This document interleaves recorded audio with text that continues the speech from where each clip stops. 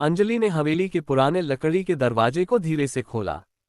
बाहर बारिश की बूंदें जमीन पर गिर रही थीं और हवा में ठंडक थी। उसने अपनी साड़ी की पल्लू को कंधे पर ठीक किया और बाहर की ओर देखा। रोहित की कार अभी अभी गेट के पास रुकी थी।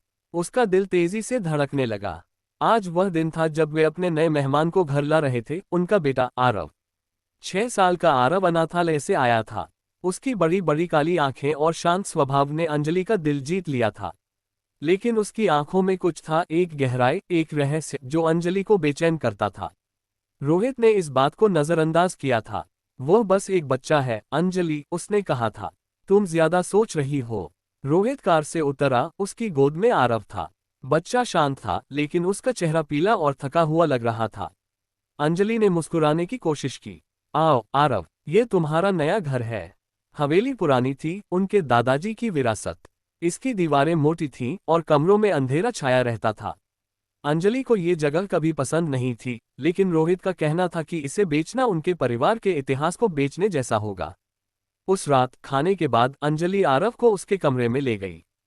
कमरा छोटा था लेकिन साफ सुथरा। एक पुराना लकड़ी का पलंग और एक छोटी अलमारी थी। आरव ने बिस्तर पर बैठकर अपनी उंगलियों को आपस में उलझाया। मुझे यहाँ अच्छा लगता है, उसने धीरे से कहा। उसकी आवाज में कुछ था जो अंजलि को अजीब लगा।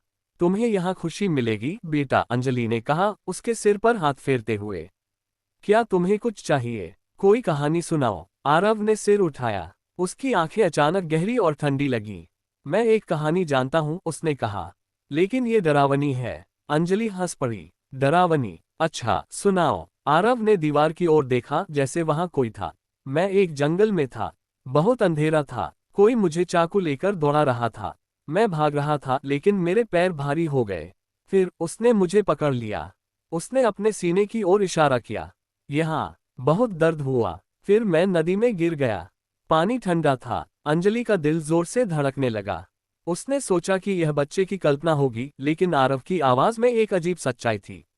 ये बस एक सपना था ना? उसने पूछा। नहीं, आरव ने कहा, उसकी आंखें अब अंजलि पर थीं। ये सच है। मैं मर गया था। उसी रात अंजलि को नींद नहीं आई। वह बिस्तर पर लेटी रही, आरव की बातें उसके दिमाग में घूम रही थीं।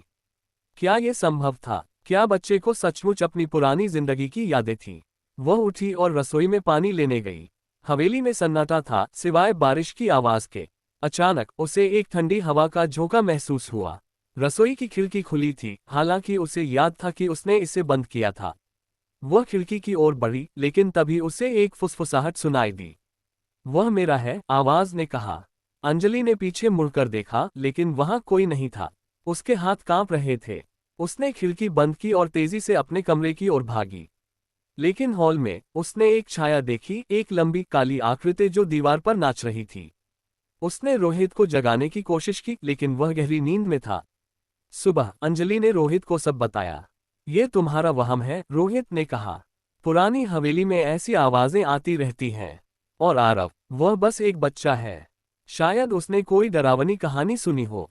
लेकिन अंजलि को यकीन था कि यह कोई कहानी नहीं थी। उस रात जब वह आरव को सुलाने गई, उसने देखा कि बच्चा अपने बिस्तर पर नहीं था। वह घबराकर हवेली में ढूंढने लगी। अंत में उसे आरव हवेली के पीछे बगीचे में मिला, जहां वह मिट्टी खोद रहा था। आरव, तुम यहाँ क्या कर रहे हो?